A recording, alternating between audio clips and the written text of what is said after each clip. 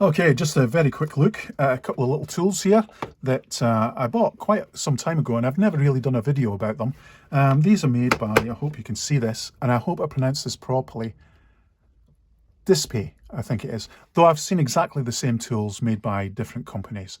But I happened to get a deal on these, so I bought them together. Now what we've got here is, in this first set, a reciprocating sander for modelling. And this little tool here is a little electronic grinder. You can remove the head, so you can put like drills in this particular thing. It's multi-use, but its main use is in this grinding mode for getting rid of a lot of material, whether it be plastic or wood or whatever. And I almost keep this particular head on all the time, though you can remove it. And out of the two, I thought that this one, the actual sander, would be the one that I use the most in modelling, as you can imagine. But as it turns out, it's this grinder that's almost always on my workbench. I never change the head on it. This is a great little tool, and you don't really realise how useful it will be until you actually have one and you use it all the time. Now, these are both rechargeable. They use USB-C connectors. You charge them up and there you go.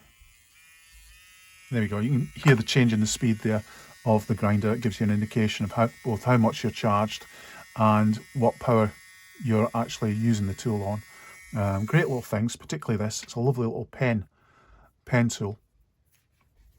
But as I say, I thought the sander would be the one that I'd be using almost all the time, particularly on small, as you can imagine, small models.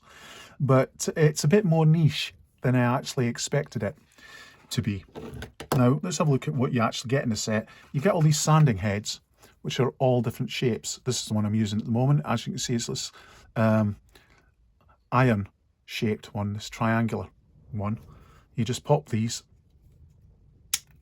onto the tool like that, and then off you go at different speeds. And you can sand away. Which sounds like a bit of an extravagance, because what's wrong with good old hand sanding with, say, like a very fine wet and dry on small models?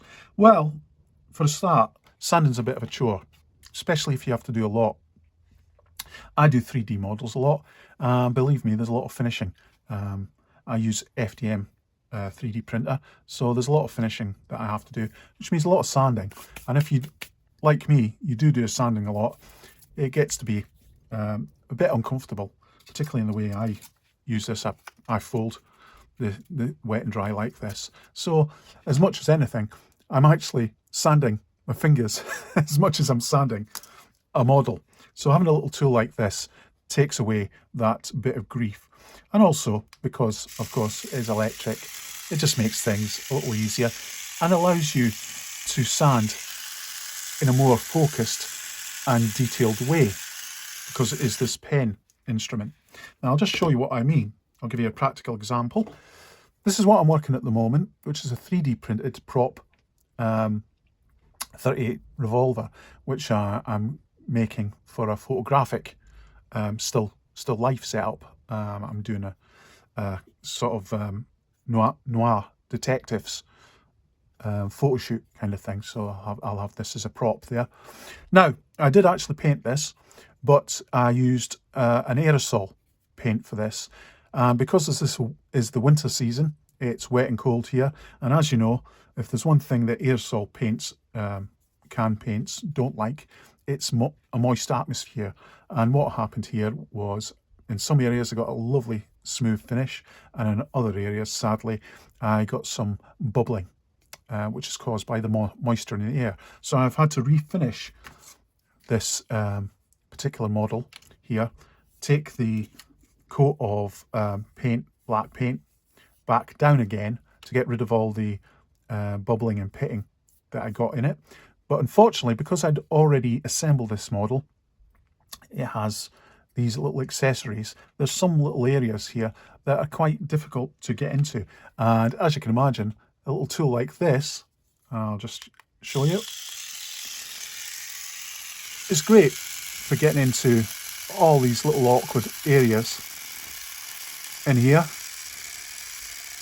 And because it's mechanical, it's doing all the work for me, so I can concentrate on what I'm actually doing. I can see what I'm doing, so I can do quite a fine job in finishing this tool. I've already done this, so I don't need to do it anymore. And as you can see, I've taken down the top coat area back down so it's nice and smooth to recoat again afterwards. I've done this side as well. But this particular tool, for all its niche, and I only really use it once in a blue moon, when you need to use it, it's, believe me, it's great to have. So there you go. The Dspaie reciprocal sander and also grinding tool. Like I say, it's a bit niche, but it's one of those things you're very happy to have when you need it.